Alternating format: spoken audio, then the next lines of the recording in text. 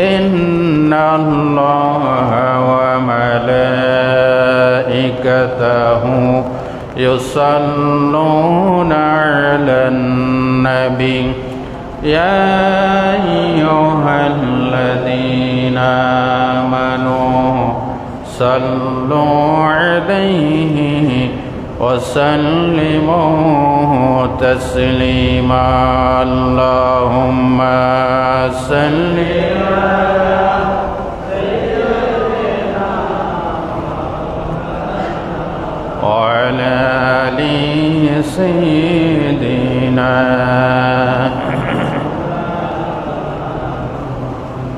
بلغ العلا بكماله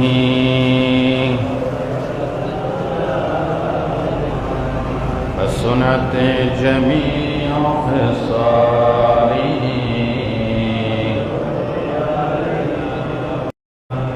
সমস্ত প্রশংসার মালিককে। আপনারা ভালো আছেন?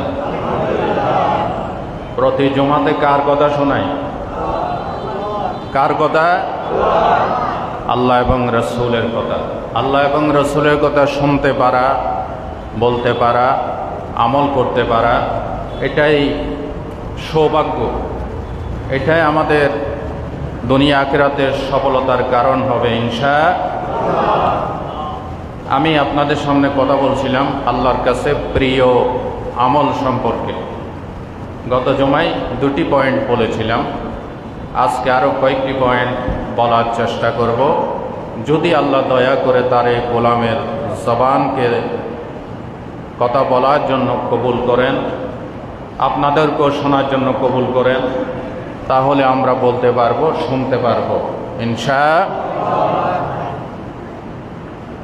গত জুমায় বলেছিলাম আল্লাহর কাছে প্রিয় আমলের ভিতরে 1 নম্বর ঈমান। 1 নম্বর কি? ঈমান। 2 নম্বর কি বলেছিলাম? 1 নম্বর ঈমান। 2 নম্বর বলেছিলাম জিহাদ ফি সাবিলিল্লাহ। 2 নম্বর কি? জিহাদ ফি সাবিলিল্লাহ। 3 নম্বর আমল, সময় মতো, ওয়াক্ত মতো নামাজ আদায় করা এবং মা বাবার সাথে ভালো আচরণ করা। এখানে একসাথে 2টা বলা হয়েছে হাদিস। আপনারা সবাই অবগত আছেন, সুশিক্ষিত লোক। নামাজের 13 ফরজের ভিতরে একটা হচ্ছে ওয়াক্ত মতো নামাজ পড়া। আপনি যেখানেই থাকেন, ওয়াক্ত হয়েছে, অযথা কাল কেমন করতে পারবেন না। আমি এই কাজ করে নেই, বাস আসুক, বাস থেকে নেমে ওইখানে পড়বো, অক্ত থাকুক বা না থাকুক, এটা না।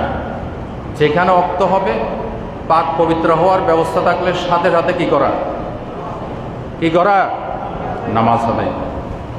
একই হাদিসে 2টা বলা হয়েছে। সহিহ আল বুখারীর কিতাবুল আদব, আন্না রাজুলান সাআলা রাসূলুল্লাহি সাল্লাল্লাহু আলাইহি ওয়াসাল্লাম আইয়ুল আ'মালি আফদালু ক্বালা আস-সালাতু লিওয়াক্তিহা ওয়া বিররুল ওয়ালিদাইন। আল্লাহর নবীর কাছে এক ব্যক্তি এসে বললেন, ইয়া রাসূলুল্লাহ, আল্লাহর কাছে শ্রেষ্ঠ আমল কোনটি? নবীজি বলেছেন, আস-সালাতু লিওয়াক্তিহা, ওয়াক্ত হওয়ার সাথে সাথে নামাজ আদায় করা। ওয়াক্ত হওয়ার সাথে সাথে কি আদায় করা? আল্লাহ রাব্বুল আলামিন সূরাতুন নিসার 103 নম্বর আয়াতে বলেন, ইন্নাস সালাতা কানাত আলাল মুমিনিনা কিতাবাম মাওকুতা। Surely the prayers obligatory for the believers at a specific times. আল্লাহ বলেন সময় সাপেক্ষে ঈমানদারদের জন্য নামাজকে বাধ্যতামূলক করা হয়েছে, সময় সাপেক্ষে। এখন জুমার সময়, এখন যদি আপনি আসর পড়েন হবে? তবে মুসাফিরের জন্য খুব খেয়াল করেন, এই মাসলাগুলি আগে বলছে। মুসলিম শরীফের সফর অধ্যায়, মুসাফিরের জন্য 2 নামাজ জমা করা সুন্নাহ। 2 নামাজ জমা করা কি? যোহর আর আসর, অথবা মাগরিব আর ইশা। ইয়াজমাউ বাইনা যোহরে ওয়াল আসর আও ইয়াজমাউ বাইনাল মাগরিবে ওয়াল ইশা। আল্লাহ রসুল যদি সূর্য ঢলে পড়ার পর সফর শুরু করতেন, তাহলে যোহর আদায় করে আসরকে ওয়াক্ত না হওয়া সত্ত্বেও যোহর পড়তেন 2 রাকাত, আসর পড়তেন 2 রাকাত। সুবহানাল্লাহ বলতে ইচ্ছে করে না? সহজ করে দিছে। আর মাগরিবকে পড়তেন, মাগরিবের ওয়াক্ত হওয়ার সাথে সাথে মাগরিব 3 রাকাত, এশাকে আগে টেনে এনে এশা 2 রাকাত, অথবা মাগরিবকে তাখির করে, মাগরিবকে একটু দেরি করে এশারের সময় নিয়ে আগে 3 রাকাত মাগরিব, এরপরে 2 রাকাত এশা পড়তেন। এটা কাদের জন্য? ভালো করে বুঝেন, আবার আমাদের জন্য না। একটা আছে আবাস আর একটা আছে সফর। আবাসে যারা আছেন তাদের জন্য ওয়াক্ত মতো নামাজ পড়বে, আর মুসাফিরের জন্য 2 রাকাত 2 রাকাত কি করতে পারবে? জমা করতে পারবে। ওইখানে গাড়ি দাঁড়াবে না, চিল্লাচিল্লি করার দরকার নেই। মাগরিবের সময় গাড়ি দাঁড়িয়েছে, আপনি মুসাফির, বাস সহজ 3 রাকাত মাগরিব পড়েন, 2 রাকাত এশা পড়েন। সুবহানাল্লাহ বলতে ইচ্ছে করে না? আল্লাহ এই মাসলাগুলি বুঝে আমাদেরকে আমল করার তৌফিক দান করেন। তাহলে ওয়াক্ত হওয়ার সাথে সাথে অযথা খাল কেফন করা যাবে না। আল্লাহ রাব্বুল আলামিন সূরাতুল হুদের ভিতরে বলেছেন, হাফিজু আলাস সালাওয়াতি ওয়াস সালাতিল বুসতা ওয়া কুমু লিল্লাহি কানিতিন। রব্বুল আলামিন বলেন, তোমরা 5 ওয়াক্ত নামাজকে হেফাজত করো, বিশেষ করে মধ্যবর্তী নামাজ। মুফাসসিরিন একরাম লিখেছেন, মধ্যবর্তী নামাজ বলতে আসরকে বোঝানো হয়েছে। 5 ওয়াক্ত নামাজকে হেফাজত করো, বিশেষ করে মধ্যবর্তী নামাজ। আল্লাহ পাক বলেন, আর আল্লাহর সামনে অত্যন্ত বিনয়তার সাথে দণ্ডায়মান হয়ে যাও। সুবহানাল্লাহ বলেন।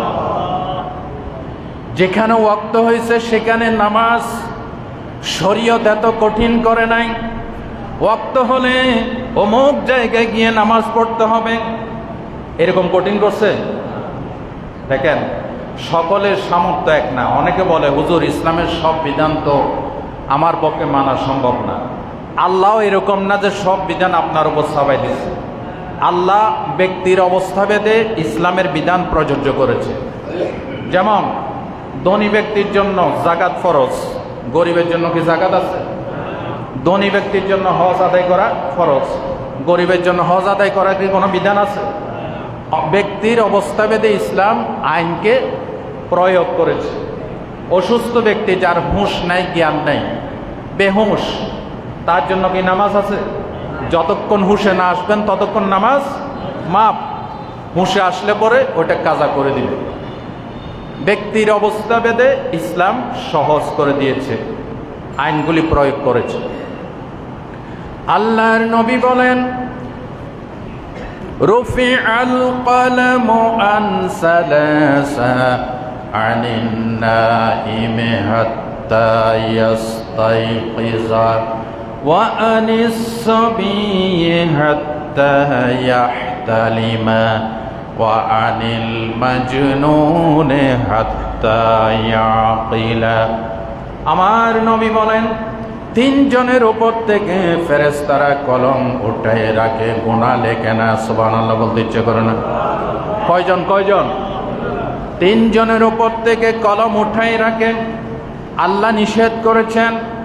এক ব্যক্তি হচ্ছে বাস্তবে ঘুমন্ত ব্যক্তি, সে ব্যক্তি ঘুমাইয়া আছে, ঘুমের বান করে ঘুমাই নাই, আসলে ঘুমাইয়া আছে। আল্লাহর নবী বলেছেন, যতক্ষণ ঘুমের ভিতরে তাকে, বেহুশের মতো তাকে, ততক্ষণ পর্যন্ত ফেরেশতারা কলম ধরিও না। সুবহানাল্লাহ বলে। এখন আপনি যদি ইচ্ছা করে ঘুমের বান করে ঘুমাই থাকেন, এটা হবে? হবে না। বাস্তবিক পক্ষে ঘুমন্ত আর বেহুশ ব্যক্তি সমান। বেহুশের জন্য নামাজ নাই, বেহুশের জন্য শরীয়তের বিধান নাই। ঘুমন্ত ব্যক্তি যতক্ষণ জাগ্রত না হয় তার উপর ফেরেশতারা কলম ধরেন। 2 নাম্বার, আনিস সবিয়ে হাত্তা ইয়াহতালিমা, নাবালেগ শিশু যতক্ষণ না বালেগ না হয় আল্লাহ নিষেধ করেছেন ফেরেশতারা কলম ধরবে না। সুবহানাল্লাহ বলতে ইচ্ছে করে না। 3 নাম্বার, ওয়ানিল মাজনুন হাত্তা ইয়াকিলা, পাগল ব্যক্তি মস্তিষ্ক বিকৃত যতক্ষণ না জ্ঞান সম্পন্ন না হয় ততক্ষণ তার বিরুদ্ধে কলম ধরবে, এটা শরীয়ত। রাসূলুল্লাহ বলেছেন, মান নাসিয়া সালাতান আও নামা আনহা ফাকাফফারাতুহা ইজা যাকারাহা ফালিয়ুসাল্লিহা। রাসূলুল্লাহ বলেন, যে ব্যক্তি নামাজের কথা ভুলে গেছে যে কোনো কারণে অথবা ঘুমেছিল, এটার কাফফারা কি? রাসূল বলছেন, সহিহ মুসলিমের হাদিস, ফালিয়ুসাল্লিহা ইজা যাকারাহা, স্মরণ হওয়ার সাথে সাথে এটা আদায় করে দেওয়া এই নামাজের কাফফারা। আমাদের দেশে মানুষ মরলে নামাজের কাফফারা আদায় করে, আছে না নাই? আপনাদের নোয়াখালীতে আছে? এটা জায়েজ নাই, নামাজের কোনো কাফফারা। এক শ্রেণীর মির্জি মৌলবী এরা চালু করছে সমাজে, মানুষ মরলে এত টাকা দিলে, এত কেজি চাল দিলে নামাজের কাফফারা হবে। নওজুবিল্লাহ বলেন। অথচ সহিহ হাদিসে এর কোনো প্রমাণ, এই সহিহ হাদিসে এটাই প্রমাণ। সহিহ মুসলিমের নামাজ পড়বে, রাসূলুল্লাহ বলেছেন, যে ব্যক্তি নামাজের কথা ভুলে যাবে অথবা ঘুমের কারণে নামাজ পড়বে না, ফালিয়ুসাল্লিহা ইজা যাকারাহা ফাকাফফারাতুহা, এটার কাফফারা হচ্ছে সাথে সাথে স্মরণ হওয়ার সাথে সাথে ওই নামাজ কি করা? আদায় করে দেওয়া। এছাড়া দ্বিতীয় কোনো কাফফারা নাই। তবে রোজার কাফফারা আছে। রোজার কি আছে? কাফফারা আছে। রোজার কাফফারা হচ্ছে ইচ্ছা করে রোজা ভঙ্গ করলে একরকম কাফফারা, ওটা হচ্ছে শাস্তির বিধান। আরেকটা হচ্ছে অসুস্থতার কারণে বা মহিলারা তার গর্ভস্থিত সন্তান বা দুধ পানকালীন সময় রোজা যদি ভঙ্গ করে তাহলে একরকম কাফফারা। কেউ যদি ইচ্ছা করে রোজা ভঙ্গ করে, একটার বিপরীতে 60টা রোজা লাগাতার, অথবা 60 জন মিসকিনকে খাবার দান করা, অথবা গোলাম আজাদ করা, এগুলি হচ্ছে কাফফারা। কিন্তু নামাজের এই ধরনের কোনো কাফফারা। দরুদ শরীফ পাঠ করি, আল্লাহুম্মা সাল্লি আলা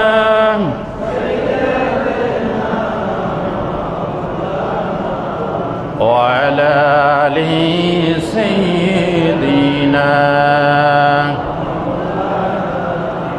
খুবই গুরুত্বপূর্ণ কথা বলছি, খেয়াল করেন। তাহলে নামাজের কোনো কাফফারা নাই। বলেন, এতক্ষণ যে হাদিসটা শোনাইছি, নামাজের কাফফারা কি? যখন স্মরণ হবে তখন কি করা? আদায় করা। এছাড়া নামাজের দ্বিতীয় কোনো কাফফারা নাই। ভাই ও বন্ধুগণ, ওয়াক্ত যেখানে হবে সেখানে নামাজ আদায় করতে হবে। অযথা সময় কাল জ্ঞাপন করা যাবে না। আপনাদেরকে একটি ঘটনা শোনাইছিলাম আগে, মনে আছে কিনা জানি না। আল্লাহর নবীজি খাইবারের যুদ্ধ থেকে ফিরতেছিলেন। নবীজি আসর পড়ে ফেলেছেন আগেই, কিন্তু হযরত আলী আসর পড়েন নাই। নবীজি আলীকে যখন দেখতে পেলেন বললেন, আলী রে, তুমি বসো, আমি ক্লান্ত হয়ে গেছি, তোমার উরুর উপরে, রানের উপরে মাথা রেখে আমি একটু আরাম করব। হযরত আলী বসে পড়েছেন। নবীজি হযরত আলীর উরুর উপর মাথা রেখে ঘুমাচ্ছেন, আর ওইদিকে সূর্য ডুবে যাচ্ছে। হযরত আলী একবার সূর্যের দিকে দেখে, আবার নবীর চেহারার দিকে দেখে, এইভাবে দেখতে দেখতে সূর্য ডুবে গেছে। নবীকে ঘুম থেকে উঠতে বলতে পারতেছে না। বলেন আল্লাহু আকবার। নবী তো আমার এমন নবী, যেই নবীর কারণে নামাজ পাইছি, রোজা পাইছি। হযরত আলী চিন্তা করেন, সেই নবী আরাম ফরমাচ্ছেন, কিভাবে ঘুম থেকে জাগ্রত করি। এইভাবে সূর্য যখন অস্তমিত হয়ে গেল, হযরত আলী দরদর করে নামাজের মহব্বতে চোখ দিয়ে পানি ছেড়ে দিয়েছে। 1 ফোঁটা গরম পানি হযরত আলী চোখ দিয়ে বেয়ে নবীজির চেহারা মোবারকের উপরে যখন পড়েছে, নবীজি গরম পানির স্পর্শে ঘুম থেকে জাগ্রত হলেন। বললেন, আলী রে, কেন কান্দো? এবার লক্ষ্য করেন, হযরত আলী বলেন, ইয়া রাসূলুল্লাহ, কাঁদতেছি একটি কারণে, সূর্য ডুবে গিয়েছে, আসরের নামাজ কাজা হয়ে গেছে। আল্লাহু আকবার। হযরত আলী বলতে পারতেন, ইয়া রাসূলুল্লাহ, আপনি আমার রানের উপরে মাথা রেখে ঘুমাইছেন, যার কারণে দেরি হয়ে গেছে। ইয়া রাসূলুল্লাহ, এই জন্য আমি নামাজ পড়তে পারি না। ওইটা বলেন নাই, বলেছেন সূর্য ডুবে গিয়েছে। সুবহানাল্লাহ বলেন। ওই কথা কেন বলেন নাই? আল্লাহ তাআলা বলেছেন, ও ইমানদার বান্দারা, যদি কারো কোনো উপকার করো, কারো কোনো সওয়াবের কাজ করো, এটা দেখায় দিয়া এই সওয়াবের কাজটা বিনষ্ট করে দিও না। আল্লাহু আকবার। কোরআন শরীফে আছে না নাই? ইয়া আইয়ুহাল্লাযীনা আমানু লা তুবতিলু সাদাকাতিকুম বিল মান্নি ওয়াল আযা। কাউকে কষ্ট দিয়ে, দেখায় দিয়ে, খোঁটা দিয়ে কোনো সওয়াবের কাজ করলে ওইটা বিনষ্ট করে দিও না। হযরত আলী চিন্তা করলেন, আমি ডাইরেক্ট যিনি ঈমান আল্লাহর পরে যার স্থান, ওনাকে মাথা আমার ওর উপর রেখেছে, খেদমত করেছে, এটা যদি বলি ইয়া রাসূলুল্লাহ, আপনার কারণে আসরের নামাজ কাজা হয়ে গেছে, আপনি ঘুমাইছেন তো, আপনাকে ডরে ডাকি নাই, এটা কইলে আমার সবটা কি হয়ে যাবে?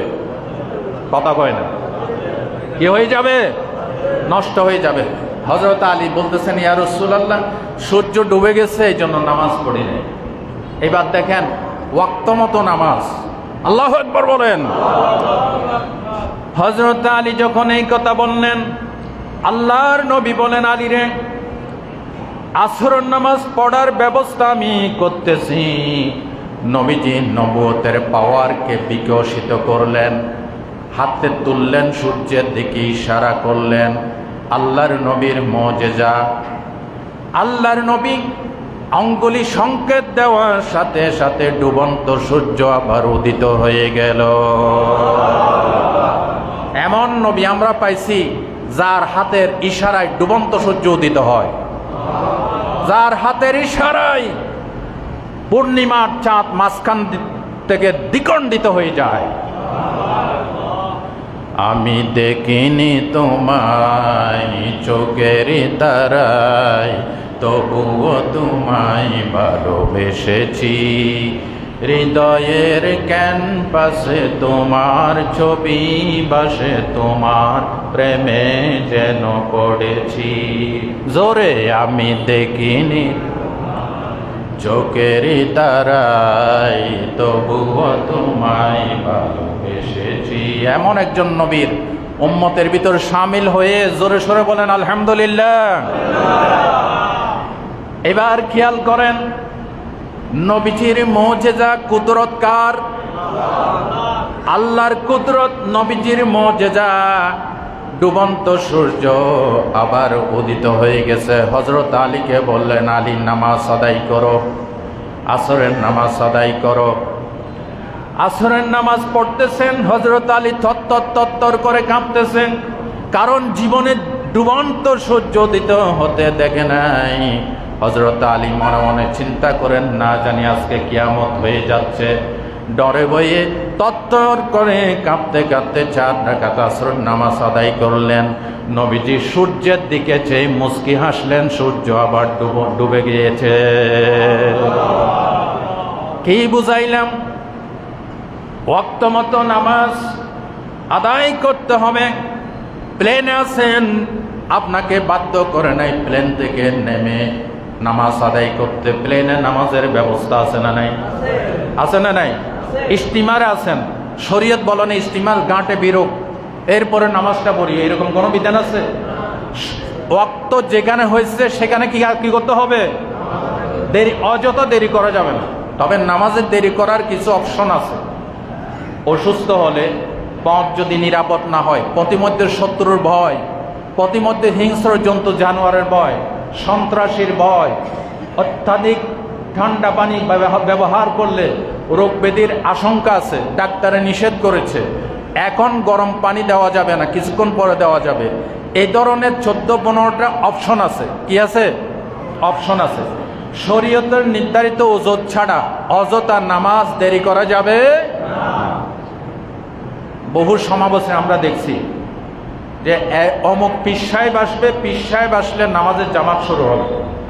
ওয়েট করতে করতে করতে করতে পীর সাহেব আসে নাই, নামাজের রক্ত চলে গেছে। আছে না নাই? আপনারা বলেন পীর সাহেবের জন্য নামাজকে কালো কেমন করা যাবে? জোরে বলেন যাবে? হ্যাঁ, ওয়াক্তের ভিতরে যদি উনি আসার সম্ভাবনা থাকে তাহলে ওনার সম্মানে ওয়াক্তের ভিতরে ওয়েটিং করা যায়, এছাড়া শরীয়ত অনুমোদন করে নাই। সম্মানিত ভাইরা, তাহলে রসুল্লাহ এক শ্রেণীর, আমাদের দেশে খেয়াল করেন, এক শ্রেণীর আশেকে রসুল আছে, এরা কয় নবীর মহব্বত থাকলে নামাজ পড়া লাগে না। ইমান যদি ঠিক থাকে, নবীর মহব্বত থাকে, নামাজ না পড়লেও জান্নাতে যাওয়া যাবে। কথাটা ভুল। আপনার ইমান যে ঠিক আছে এটার পরিচয় হচ্ছে নবীর আদর্শ মানতে হবে, নবীর আদর্শ মানতে হবে।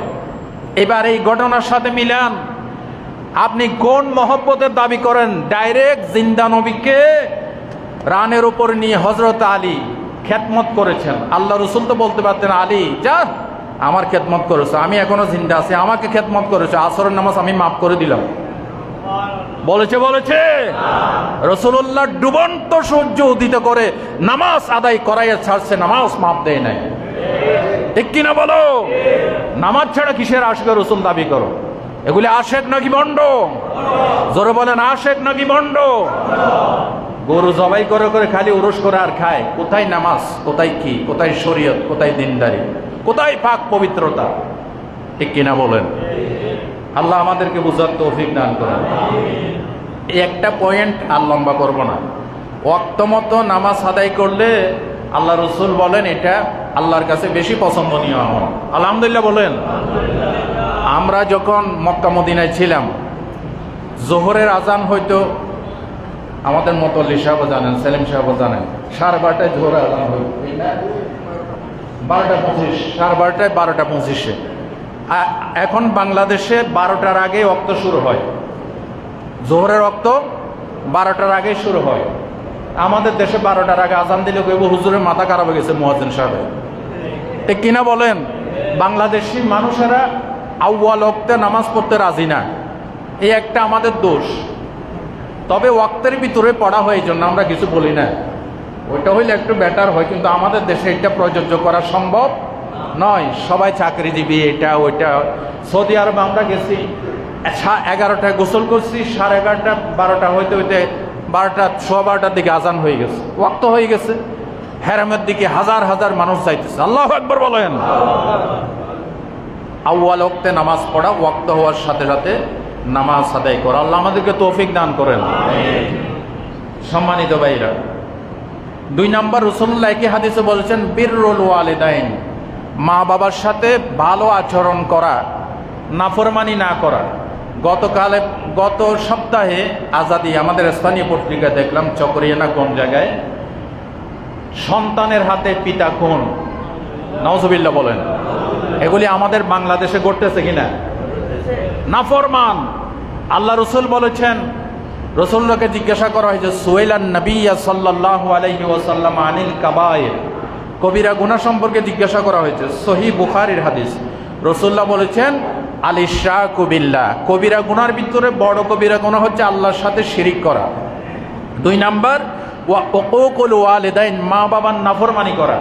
3 নাম্বার, ওয়া কাতলুন নাফস, আত্মহত্যা করা। 4 নাম্বার, ওয়া কাউলুজ জুর, শাহাদাতুজ জুর, মিথ্যা সাক্ষী দেওয়া। এই হাদিসে 4টা বলেছে। অন্যান্য সব হাদিস থেকে এক জায়গায় করলে এই বড় বড় কবিরা গুনাহ প্রায় 25টা থেকে 30টা পর্যন্ত বড় বড় কবিরা গুনাহ আছে। আল্লাহ এগুলি থেকে আমাদেরকে হেফাজত করেন। তো কবিরা গুনার ভিতরে একটা বড় কবিরা গুনাহ হচ্ছে মা বাবার কি করা? নাফরমানি করা। মা বাবাকে বাদ কাপড় না দেওয়া, মা বাবার সাথে অযথা কষ্ট দেওয়া, শরীয়ত সম্মত কারণ ছাড়া তাদের সাথে দুর্ব্যবহার করা, অসৌজন্যমূলক আচরণ করা, এই সমস্ত মা বাবার নাফরমানি যারা করবে, রাসূলুল্লাহ বলেছেন এগুলি কবিরা গুনাহ। জোরে বলেন নাউজুবিল্লাহ। আল্লাহর নবী বলেছেন, মা বাবা মারা গেল তোমার দায়িত্ব শেষ হবে না, যতদিন বাঁচো এই দোয়াটা করতে থাকবে, আল্লাহ নিজে শিখিয়ে দিয়েছেন। পড়েন সবাই, রব্বির হামহুমা কামা রব্বায়ানি সগীরা, রব্বির হামহুমা কামা রব্বায়ানি সগীরা। আমাদের ভিতরে অনেক বাইরে আছেন, অমুক জায়গায় তমুক জায়গায় সিন্নি নিয়ে যান, বড় বড় বিরিয়ানির ডেক নিয়ে যান, কিন্তু ঘরের ভিতরে মা বাবা আঙ্গুর খেতে চায়, ভালো একটা খাবার খেতে চায়, এনে দেয় না। অথচ মাজারের ভিতরে লক্ষ লক্ষ টাকা গিয়ে অযথা খরচ করে আসে না নাই? ও ভাইরা, আপনাদের হাতে ধরি পায়ে ধরি, বিশ্বাস করেন আল্লাহর পরে রাসূলের পরে যদি কারো মন খুশি করতে চান, সর্বপ্রথম মন খুশি করবেন মা বাবা। ঠিক কিনা বলেন? এই আঙ্গুরের সিজন একটা আঙ্গুর যদি বাবার বা মায়ের মুখে তুলে দেন, মায়ের সামনে হাজির করে দেন, একটা আঙ্গুর আপনার বাবা মা খেয়ে যদি মন খুশি হয়, সাথে সাথে আল্লাহর আরশ খুশি হয়ে যাবে। ঠিক কিনা বলেন?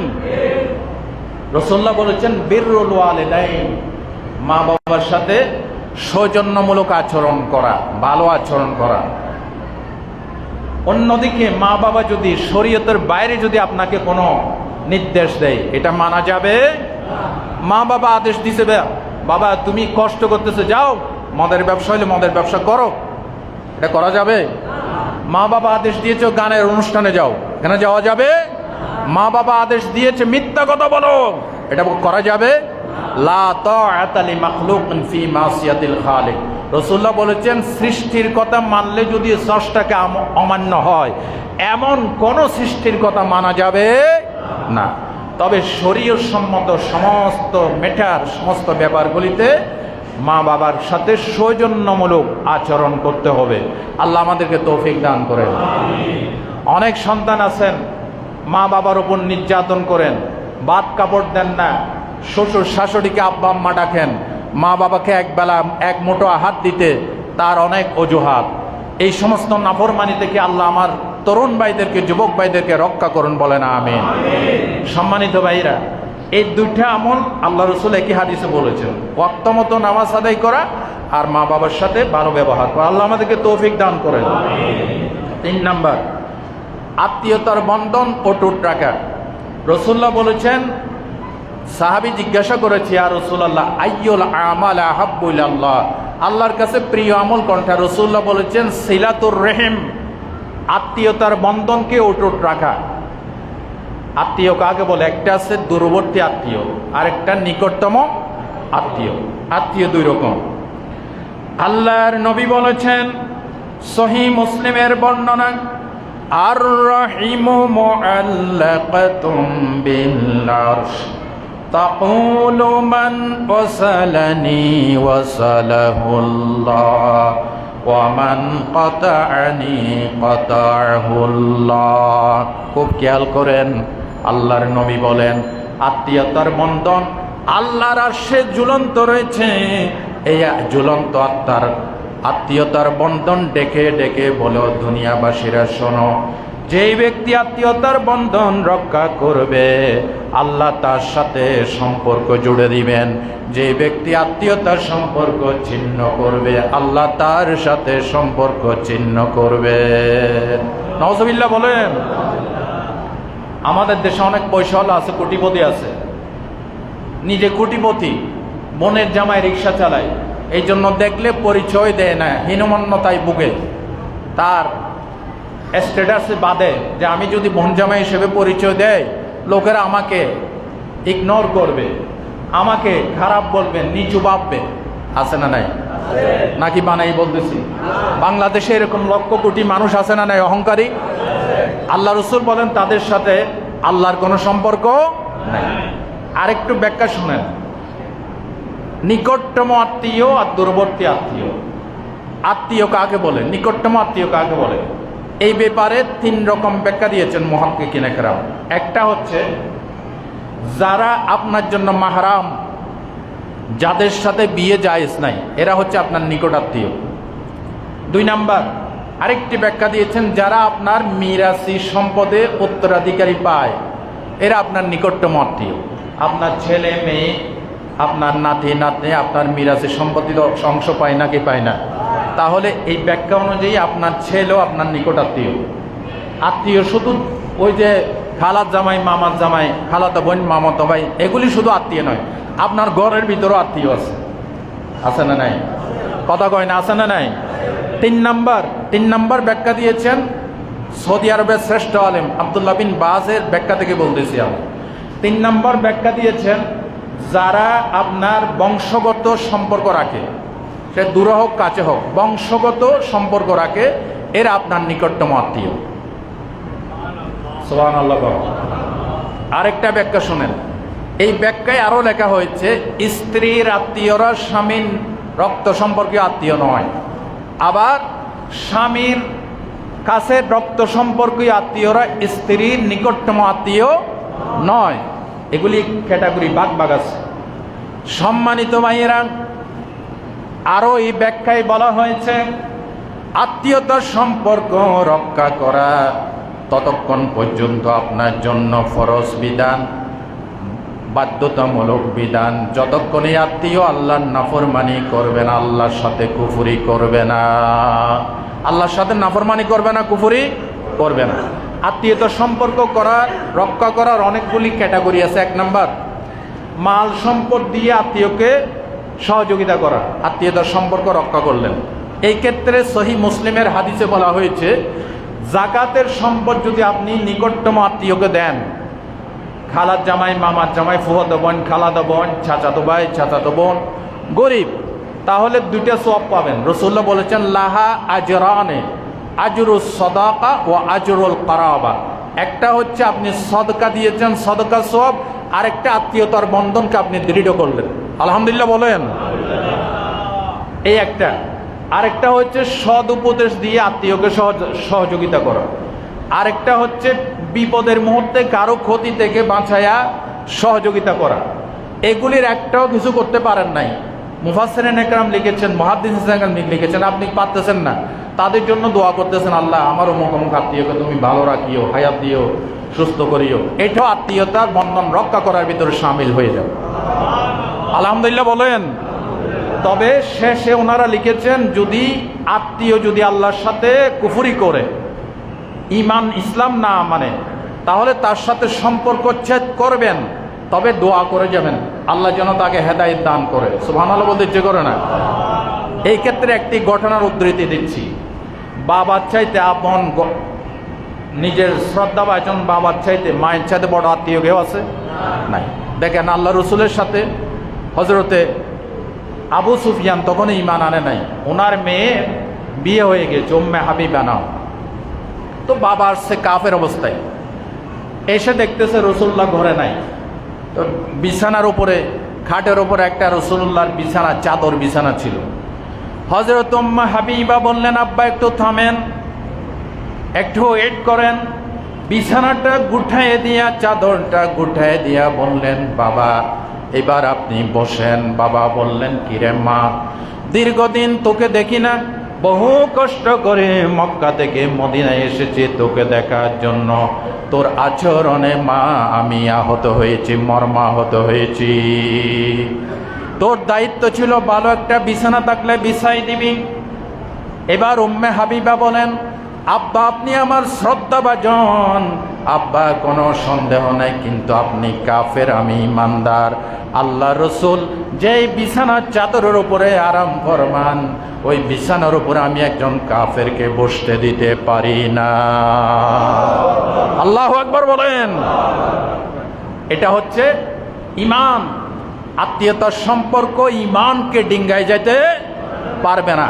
ঈমান এমন একটি বন্ধন, রক্ত সম্পর্ককে কাট অফ করে দিয়েছে। জিহাদের ময়দানে পিতা পুত্রের বিরুদ্ধে লড়াই করেছে, বদরের ময়দানে, ঠিক কিনা বলো?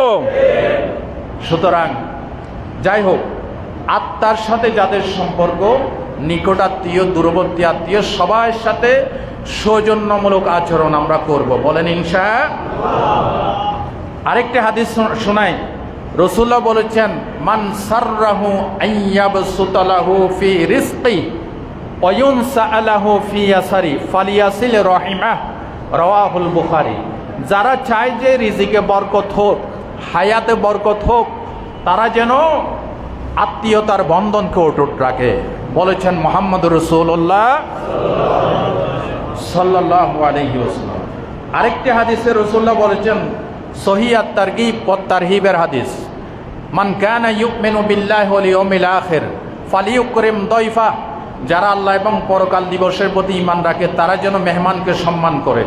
আমান কানা ইউমিনু বিল্লাহি ওয়াল ইয়াউমিল আখির ফালিয়াসিল রাহিমাহ, যারা আল্লাহ পরকাল দিবসে ঈমান রাখে তারা যেন আত্মীয়তার বন্ধন অটুট রাখে। 3 নম্বর, মান কানা ইউমিনু বিল্লাহি ওয়াল ইয়াউমিল আখির ফালিয়াকুল খাইরান আও লিয়াসমুত, যে ব্যক্তি আল্লাহ পরকালের প্রতি ঈমান আনে সে যেন ভালো কথা বলে অথবা চুপ থাকে।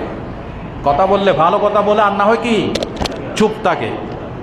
এর ভিতর একটা হচ্ছে আত্মীয়তার বন্ধন। আল্লাহ আমাদেরকে মানার তৌফিক দান করেন। হযরত আম্মা জান খাদিজা যখন ইন্তেকাল হয়ে গেছে, আল্লাহ রাসূল সাল্লাল্লাহু আলাইহি ওয়াসাল্লাম ভালো কিছু খাবার আসলেই সাহাবীদেরকে পাঠিয়ে দিতেন, খাদিজার বান্ধবী কোথায় কোথায় আছে, আত্মীয় কোথায় কোথায় আছে, এদের ঘরে খাবার পৌঁছায় দাও। আপনার মা মারা গেলে আপনার দায়িত্ব হচ্ছে মায়ের রিলেটিভ, মায়ের আত্মার সাথে যাদের সম্পর্ক ছিল ওদের খোঁজ খবর নেওয়া। বাবা মারা গেলে বাবার সাথে রিলেটিভ, বংশীয় আত্মীয় স্বজন, তাদের খোঁজ খবর নেওয়া। এটা মানুষ মরে গেলে যে 7টা হক আছে, এই হকের ভিতরে এটা একটা। কথা বুঝাইতে পারছি? আমরা মানুষ মারা গেলে 7টা হকের একটাও করি না, বরং টাকা পয়সা সংগ্রহ করে গরিব হোক, ঋণগ্রস্ত হোক, 40 দিনের ভিতরে লক্ষ লক্ষ টাকা খরচ করে মেজবানি একটা দেওয়াই লাগবে, খাইতেই হবে। ঠিক কিনা বলো? অথচ যার নামে মেজবান দিলাম এই বেচারা যতদিন দুনিয়াতে বেঁচে ছিলেন, ছেলেকে বলেছে যে আমাকে একটা ডাক্তার দেখাও, টাকা নাই, ডাক্তার দেখাতে পারে নাই, বিনা চিকিৎসায় মারা গেছে। এই লোকটা যখন মারা গেল তখন লক্ষ লক্ষ টাকা জমা হয়ে গেল, মানুষে খাইয়া গেল। কেউ কেউ তরকারিতে গোশতে লবণ বেশি হয়েছে, কেউ কেউ কম হয়েছে, কেউ কেউ এটা একটা রান্না রান্নলো, খাইয়া কোনো মজাই পাইলাম না। ঠিক কিনা বলো? মেজবান আপনি দিতে পারেন, শরীয়তে নিষিদ্ধ নয়। আপনি নিজের যদি টাকা থাকে গরিবদেরকে খাওয়ান, মেহমানদারিতে সওয়াব আছে। কিন্তু মানুষ মরলে 7টা যে হক আছে এর ভিতরে এটা একটাও নাই। এগুলি একটাও 5 দিন আর 40 দিন আর 7 দিন আমাদের চট্টগ্রামে বেশি, এগুলি শরীয়তে কোনো স্থান নাই। আরেকটা কুসংস্কার হচ্ছে মানুষ মরলে যেই জায়গাতে লাশটা ধোয়ানো হয় এই জায়গায় কয়দিন জানি, আমি এগুলি জানিও না, কয়দিন পর্যন্ত বাতি জ্বালায় রাখে। হ্যাঁ, 4-5 দিন। আর মনির ভাই হতে 4-5 দিন বাতি জ্বালায় রাখে। আচ্ছা বলেন, বাতি জ্বালানোর সাথে কি সম্পর্ক? আমি কোরআন হাদিসে কোথাও পাইনি। কি সম্পর্ক? কয় এখানে নাকি ওই মৃত ব্যক্তির আত্মা হাজির হয়। নাউজুবিল্লাহ বলেন। আল্লাহ রাসূল বলেছেন কেউ যখন কবরস্থানে জিয়ারত করতে যায় তখন ইমানদারের আত্মাকে আল্লাহ হাজির করে সওয়াবগুলি দেখার জন্য, সওয়াবগুলি রেসানি করার জন্য, খুশি হওয়ার জন্য। এছাড়া মানুষ মরলে 5 দিনে, 7 দিনে, 40 দিনে আত্মা হাজির হয়, এখানে ঘরের ভিতরে ঘোরাফেরা করে, এই ধরনের কোনো বিধান ইসলামে নাই। আবার আসিব পীরে দানসিঁড়িতে তীরে, কাক বা শালিক বা চিলের বেশে, জোরে বলেন নাউজুবিল্লাহ। এগুলি হিন্দু ধর্মের আকীদা, মুসলিম ধর্মের ভিতরে এর কোনো স্থান নাই। মানুষ মরলে যে জায়গায় ওই জায়গায় বাতি জ্বালানোর কোনো সিস্টেম ইসলামে। আর কবরস্থানে বাতি একটা দিয়ে রাখে। কবরে বাতি কেন দিবেন? কবর থাকবে অন্ধকার, কবর থাকবে অন্ধকার, যাতে মানুষ দেখলে ভয় পায় যে আমাকেও কবরে আসতে হবে। নামাজ পড়ে, রোজা রাখে, সত্য পথে আসে, কবর দেখলে ভয় পায়। আর আমরা কবরে এমন লাইটিং করি দেখে আরো দুনিয়াদার হয় মানুষে। আখিরাতমুখী তো হবে তো দূরের কথা, দুনিয়াদারও বেশি হয়। ঠিক কিনা বলেন? সুতরাং কবরে লাইট দেওয়ার কোনো দরকার নাই, কবর অন্ধকার থাক। সে যদি ইমানের আলো নিয়ে যায়, ইমানের নূর, আমলের নূর নিয়ে যায়, এই কবর থাকবে না। এটা কবর থেকে আল্লাহ তাকে জান্নাতে পৌঁছাই দিবে। আর ইমান আমলের নূর যদি না নিতে পারে তাহলে 1 কোটি বাতি জ্বালাইলেও কোনো লাভ হবে না। আল্লাহ আমাদেরকে বুঝার তৌফিক দান করুন। তবে ওই জান্নাতুল মুআল্লা, জান্নাতুল বাকিতে যে মসজিদের যে লাইট আছে ওটার শেডি ওইটাতে লাইট দেওয়া হয়েছে, কিন্তু কবরের ভিতর কোনো লাইট নাই। ফজরের নামাজের পর আমরা ঢুকছি জান্নাতুল বাকিতে, এখানে অন্ধকার, কোনো লাইটের ব্যবস্থা নাই, কবর অন্ধকার, কিন্তু যাওয়ার যে রাস্তাটা ওই রাস্তাটা একটু আলোকিত করে রাখছে যাতে মানুষ ওইখানে হাজী সাহেবরা জিয়ারা করতে পারে, দেখতে পারে কবরগুলি। আল্লাহ আমাদেরকে বোঝার তৌফিক দান করেন। সম্মানিত ভাইরা, তাহলে আত্মার সাথে যার সম্পর্ক, আত্মীয়তার বন্ধন আমরা ঠিক রাখবো, বলেন ইনশাআল্লাহ। সময় তো শেষ হয়ে গেছে, এই জন্য আমি আর লম্বা আজকের আমার এই যে কালেকশনে আরো কয়েকটা পয়েন্ট বাকি রয়ে গেছে, এগুলো আগামী জুমাতে শোনাবো, বলেন ইনশাআল্লাহ। আপনাদেরকে বলছিলাম আরো একটু আগে ভাগে আসতে পারবেন না ইনশাআল্লাহ? ইনশাআল্লাহ সবাই বলেন। এই যে কোরআনের তাফসীরগুলি শোনাচ্ছি, যেগুলি আমি মাঠে বড় বড় মাহফিলে শোনাই, এগুলি আপনাদেরকে শোনাচ্ছি, আপনারা কি খুশি হন নাকি নারাজ হন? আলহামদুলিল্লাহ কোন। আগামী জুমাতে যেহেতু দিন ছোট হয়েছে আর একটু আগে ভাগে আসবেন, বলেন ইনশাআল্লাহ। যারা সুন্নত পড়বেন সুন্নত পড়ে নেন।